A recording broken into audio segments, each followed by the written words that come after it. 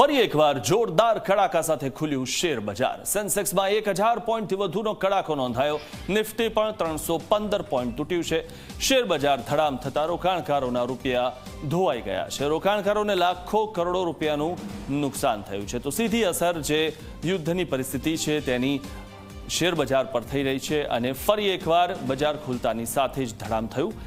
ત્યારે શેર બજાર ધડામ થતા રોકાણકારોના રૂપિયા પણ ધોવાયા છે। ગયા અઠવાડિયે પણ આ જ સ્થિતિ હતી અને આ અઠવાડિયે પહેલા જ દિવસે શેર બજાર ખુલતા જ 1000 પોઈન્ટ સેન્સેક્સ તૂટ્યો છે। ફરી એકવાર જોરદાર કડાકા સાથે શેર બજાર ખુલ્યું છે અને સેન્સેક્સ અને નિફ્ટીમાં કડાકો નોંધાયો છે। સેન્સેક્સમાં 1000 પોઈન્ટથી વધુનો કડાકો નોંધાયો તો નિફ્ટીમાં પણ 315 પોઈન્ટનો કડાકો નોંધાયો છે।